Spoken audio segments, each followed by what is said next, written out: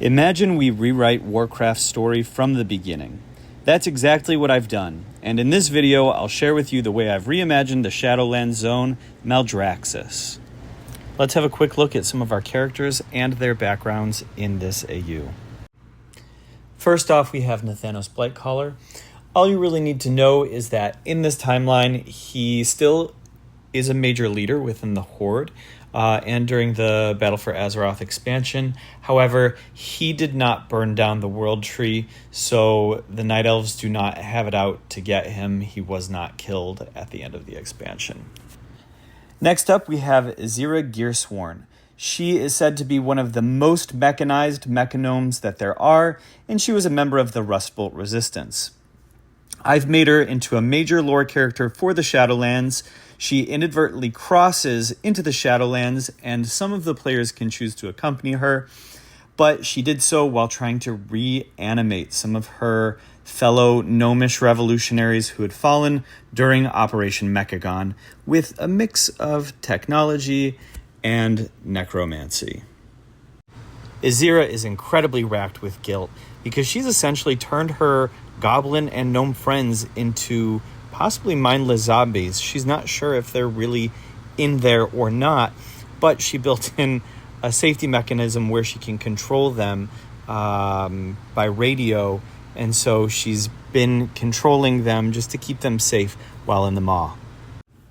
Next, and perhaps surprisingly, I have Aladin Paranold, who we can kill during Warcraft Classic. I've kept him alive a little bit longer in order to attempt to reclaim Alterac. However, his cousin Izadin instead takes the throne. Aladin, who is supported by the Syndicate and allied with the Argus Wake, is at some point raised as a Death Knight, but we do not know when that is. He has an incredibly strong vendetta against his cousin Izadin, and he's working with the Argus Wake in an unknown capacity in the Shadowlands. Finally, there will be quick mention of Rakeesh, who you may remember from Legion attacked the Exodar. He was the son of Velen, who became High General for the Burning Legion. Not the case in my timeline. Instead, he escapes Kil'jaeden and starts the Argus Wake, which we know from Warcraft Classic. He orchestrates and builds it across the Twisting Nether, working with characters like Nagaz and Marez Cowell, Aladin Paranold, and the Syndicate. Their goals are yet unknown, however, they do help us during the Legion expansion, so they are somewhat of allies, and we still do not know at this point that he is the son of Velen. I'm going to start the story with the arrival of our character, along with Nathanos Blightcaller, Azira Gearsworn, Rakeesh, and Aladin Paranold in Maldraxxus. This is after the introduction in the Maw, which I'm not going to go into at all right now. But we go with one of the brokers who is in the Maw and rescues us from the Maw and leads us in one of his little ships to Maldraxxus. We get off of the broker's ship that led us from the Maw with Finder Tala, and he says, "Please, Maldraxxus is a land of war, of glory, of power. The necromancers here are incredibly strong, and your mortal forms are extremely susceptible to their magics, so do not bring attention to yourselves. I will tie up the skiff. Azira, I need you to organize your zombified gnome and goblin friends and get them ready for a long march. Nathanos, Aladin, Rakeesh, Champion, please scout ahead to make sure there are no enemies too powerful for us to handle. Be subtle." Azira expresses her frustration and that she's overwhelmed with a little whimper, and then we go with Nathanos, Aladin, and Rakeesh to venture a little bit further into Maldraxxus. Venturing forth with our companions, we would very quickly run into some baddies, including Champion Gutrend, Champion Rinmar, and Chorty, who I decided to make bad. They would question what we're doing on the outskirts of Maldraxxus, and Nathanos would attempt to lie to them, saying we're on patrol, but they would see right through it. Champion Gutrend would threaten to pummel us, Champion Rinmar to twist our souls. Chorty would cheer along. Before the fight can begin, Talon notices we're in trouble and attempts to intercede. However, Gutrend pummels Talon's form until his spirit is released from his armor. Rinmar then tears the spirit to shreds and turns it into a wraith. We are given a quest to defeat the Maldraxxus wraith. After we beat down the wraith, either Aladin or us, the player, stick out a rune weapon that absorbs the wraith into it.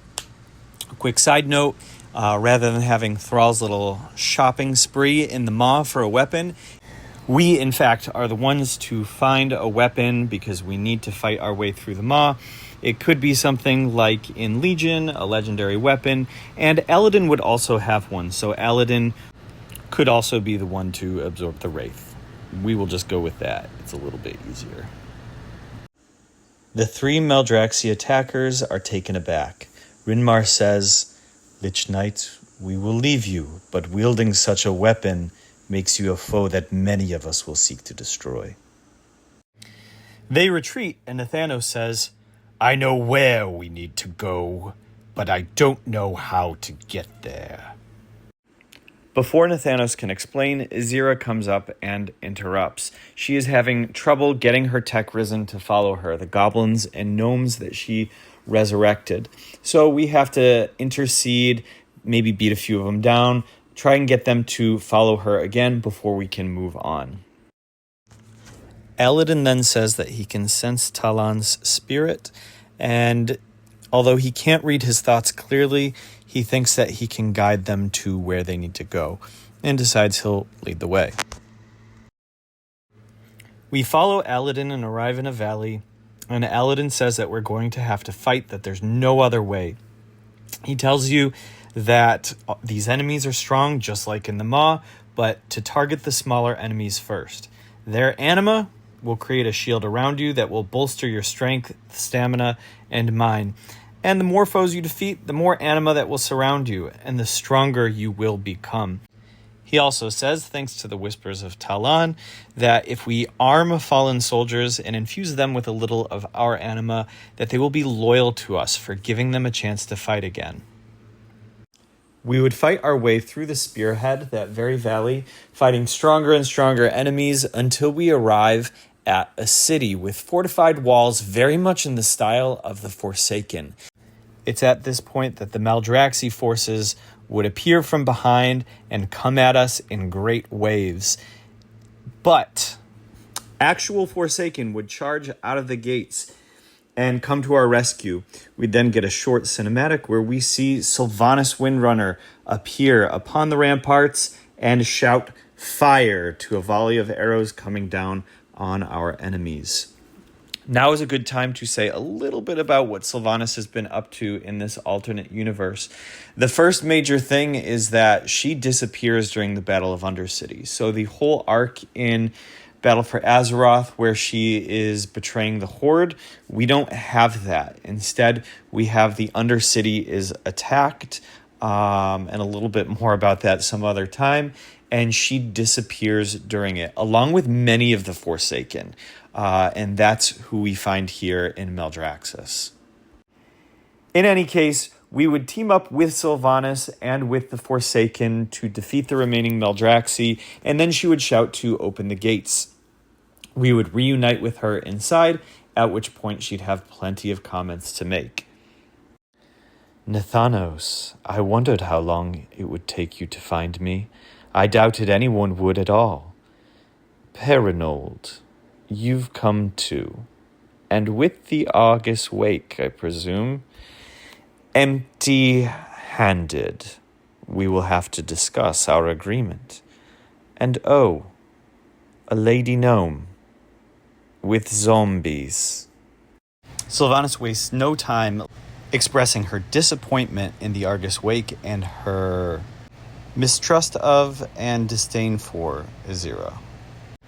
We get, of course, a moment of Nathanos, too, expressing that he is ready to once again work alongside his dark lady. Turning her attention to us, she would lead us through the city which is clearly still being built. She would say, "Champion, welcome to Ankaris, refuge for the Forsaken beyond the Veil. It is our new home, born of the ashes of Undercity, not from the fire of the many wars we've seen, but from the cold that followed each one, from the silence of the unvisited graves, the echoing walls of the forgotten, the rejection of our right to exist. As citizens of Azeroth, you may too find refuge here, so long as you support our survival. Find me in High Tomb when you are ready to serve." We would meet her in High Tomb, which is kind of like Gromash Hold, where all the military meetings take place. And she would tell us that she anticipated our arrival. And in anticipation, they brought a lot of things that the living would need, including crops like pumpkins, basically things that are Tirisfal Glades coated. Pumpkins, bats, rats. And if we want to earn our stay, we have to help continue to establish them. This includes going out and tending to them in different ways, and then eventually ingesting them. That process is our attunement to Maldraxxus, what gets them to stop seeing and being able to feed upon our mortal souls. I think Blizzard's Shadowlands did an excellent job at assigning each of the afterlives a certain element, and to me, Maldraxxus represents Earth.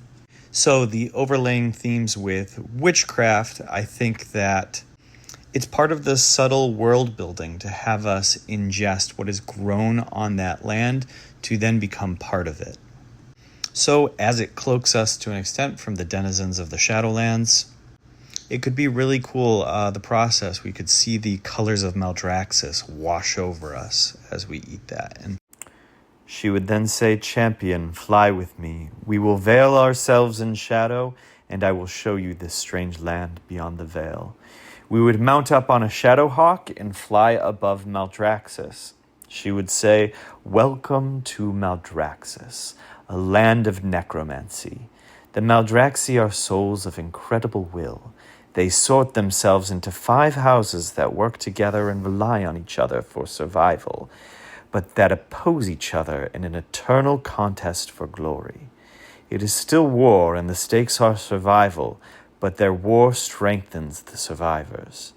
Ever since our arrival, we too have been at war, to prevent encroachment into our camp, to protect our existence, and to escalate the potency of our own necromantic arts. It has become a war of attrition, and we are losing. Below us now is the House of Constructs, where souls are reforged and given bodies. At its center is the ripening pond, a vat of primordial filth into which souls and parts are thrown. All Maldraxxi emerge from this pond, but every individual finds its house in time. As the House of Constructs lies closest to us, this is where our retaliation begins. This is where we show them that we are not victims of death, but champions of it. But it is not just that they are close to us. There is a more pressing reason. They don't slay the Forsaken on the battlefield.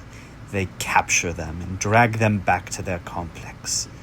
Their experiments are grotesque, and I pray that there are still Forsaken who are whole within its walls. Come, let us return and organize the march.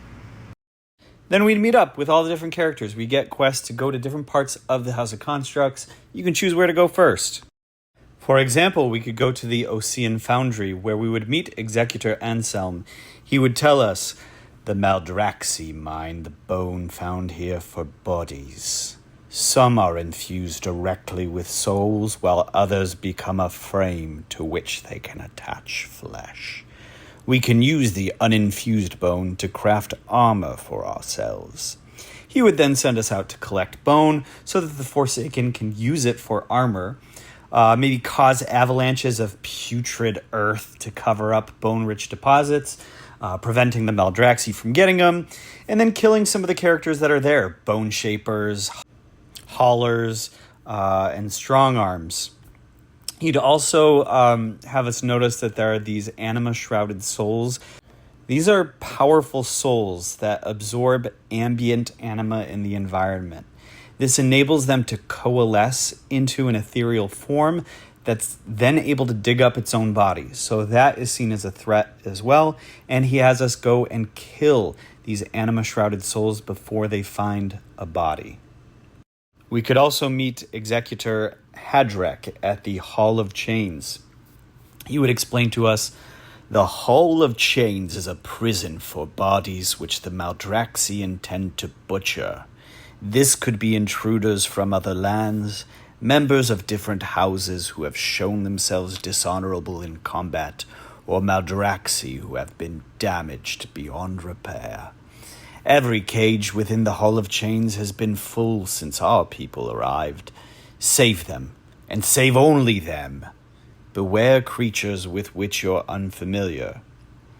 Executor Hadrek would send us in to free the captured Forsaken. We meet Apothecary Farinel at the ripening pond. He points to the writhing body parts in this just disgusting waste, and he says, "Their essences are fighting, even within this vat of waste, for dominance. They defeat and absorb each other, ally with and combine with each other, or wholly destroy, coalescing into a new being that is an amalgamation of memories, wills, conscience, emotions, and attachments. The animates that make it out are then stitched together, and they coalesce again into something new. No soul that comes in is the same as how it comes out." He would send us into the ripening pond to pull up and destroy the animate parts, saying, "The animate parts that you see twitching and grasping are strong Maldraxxus souls that have found a part to inhabit. They may continue to fight and grow their way out of the pit, or they may be collected and stitched into an uninhabited body. Destroy them before they have a chance to add to the Maldraxxus forces." Back in Ankaris, we'd probably get a sequence where Azira explains that she's trying to revive her friends fully, that she has done some sort of partial necromancy that has not fully brought them to consciousness. And so Sylvanas would assign her Signa, one of the Valkyr, to help her out. We would thus meet them at the Thread House, and Signa would say, "Seeing the Aranak, the spider creatures that work in the Thread House, Signa would suggest using Azira's radio controls and having her little friends, her little zombie gnomes and goblins, enter the Thread House to do the work for them. She would explain that they can steal the thread the Maldraxxus use to stitch bodies, as it's far superior to any necromantic material on Azeroth, and great at reattaching lost limbs among the Forsaken. Azira expresses doubt, saying she doesn't know if she can send them in for a mission as they're her friends, and what if they don't make it out? What if she never fully restores them and she loses them here? Signa criticizes her for having a crisis of conscience now, in the realm of death, after she's raised these gnomes without proper knowledge of necromancy, having led them around with these radio controls, and never having even asked them if they wanted to be raised or giving them a choice in the matter. The Forsaken may raise people into undeath, but they give them a choice. Signa says that Azira appears to be a burden, and the Dark Lady has said that she must make herself useful, so do it. We would then help Azira using her friends, her goblin and gnome zombies, to collect some fleshroom thread, to swarm the Aranak weavers in there, and to kill Thread Mistress Leda. We would also meet Nathanos and Aladin at the Etheric Vault. Quick background, as stated, Aladin has picked up a powerful rune weapon in the Maw. In fact, that would replace the quest where Thrall goes weapon shopping in the Maw, and it kind of feels disjointed. As we would also get a powerful runic weapon from the Maw. Once there, Nathanos would debrief us and say, "The Dark Lady has tasked us with retrieving an incredibly powerful soul from the etheric vault, a dear soul to her. We must act quickly, but we must be wise. What I want to see is how these rune weapons you found in the maw fare against these powerful guardians." Ultimately, we fail at our task, and we have to go to Sylvanas and tell her, yeah, we're not powerful enough, even with these rune weapons, to enter the vault and get the soul that you want. Finally, there is a quest actually in the game at the Flesh Stitchery where we break in and we have to free an abomination that's been made out of souls and body parts from Bastion. This would replace it and hopefully make it feel more urgent and close to home. But we would meet Sylvanas there, and she would tell us, "They have made an abomination out of them. We've had abominations in our service before, but we would never create one. That was the work of Arthas and his followers. It takes a violent toll on the soul." Just like in-game, we would spy on First Apprentice Maldraxxus and Sharex the Flesh Crafter to hear what they are saying before busting in. First Apprentice Maldraxxus would say, "I've never had such difficulty reanimating a construct. The souls within are neither cooperating nor melding." Sharex responds, "Their parts didn't respond to my tools the same way. The Maldraxxite tip of my cleaver was ineffective in soul hewing." To which Maldraxxus replies, "So their obstinance is your fault, then?" And Sharex replies, "My fault? Why wouldn't your stitching be the problem?" Maldraxxus replies, "I've used a powerful Maldraxxi soul at the core of each one of these constructs. It should have overtaken these souls from the House of the Forsaken." And Sharex finally says, "We will send them to the House of the Chosen. They will be able to figure out a solution." Sylvanas would make a comment about being referred to as the House of the Forsaken. And then she would have us break in and free the abomination from the Flesh Stitchery. As in-game, we'd make a big ruckus on our way out, using the abomination to destroy anything that we can. However, after causing enough damage, Margrave Garmal would leave their chambers and enter the ripening pond.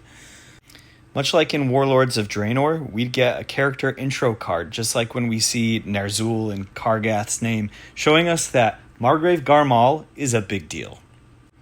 They would say, "Stop these fools. Bring us their bodies for the body banks." Beginning a chase sequence in which we'd run away from them.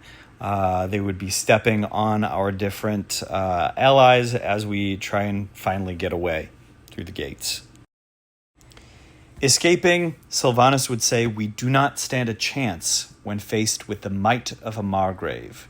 We still have a lot of work to do to take down the House of Constructs, but the Margrave will make sure to bolster their forces sufficiently in the meantime." Sylvanas says that she would like to focus everyone's sights elsewhere, and she would like to introduce us to a rogue agent, also from Azeroth, who has become a strong ally to the Forsaken. She asks us to meet her at the House of Rituals, just outside it, and she will introduce us to him. And that is the end of part 1. The intro to Maldraxxus and assault on the House of Constructs. I initially planned to do more in one video, but this was a good stopping place. I do have a lot more prepared, a lot more that I've written, so in the comments, let me know what you're interested in. Are you interested in the next part of Maldraxxus? What other stories I've written in the Shadowlands? Or what other stories I've written for other expansions? Also, what would you do differently? Who would you like to see? What characters are you surprised that I used? And if you liked it, this is the first YouTube video I've ever made. At all. Ever. So please let me know in the comments. Like it and even subscribe to let me know that you want to see more. I look forward to hearing from you, good or bad. So, yeah, thank you, and see you next time.